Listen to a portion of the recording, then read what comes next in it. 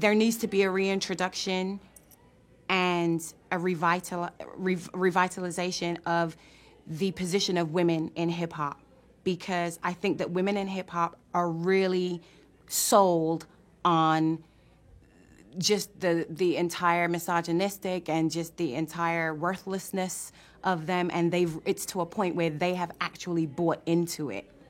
This then can trickle down the pipeline in terms of bad parenting to their children, not parenting their children, in fact. Queen Latifah and I did a song called Ladies First, and in that song, I said, we give birth to the new generation of prophets. Us, women, we give birth to the new generation of prophets. And it's in saying that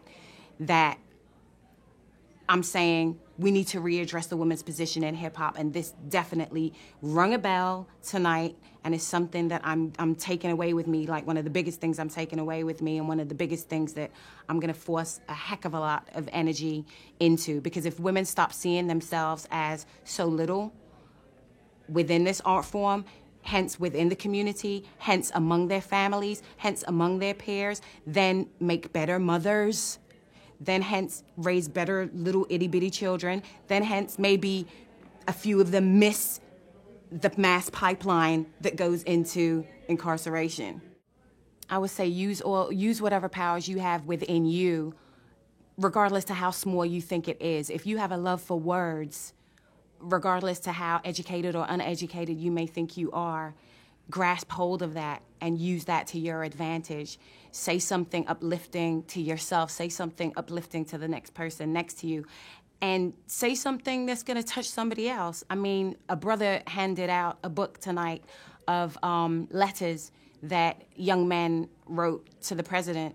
Whether the president gets to see their letters or not, the fact of the matter is they wrote that. They put their heart into it. They put their soul into it. Good grammar, bad grammar, didn't matter. They did it. So my shout to you would be, whatever it is that you think is your asset, no matter how small it may be, grasp hold of it, use it. Use it to empower yourself. There's always a choice. Even in the darkest cave, there's always a choice to become a victim of something or to rise above it.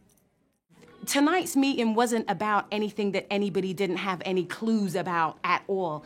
Everybody in the room tonight was like-minded, and we just needed to know that we were all in good company, where we all support each other, and there's actual people in different areas that can, oh, well, if you don't know how to tie your left shoelace, I can do that for you, but you know how to do the right one, right? Okay, good. So you tie the left one, and I'll tie the right one, and together we'll walk out of this room.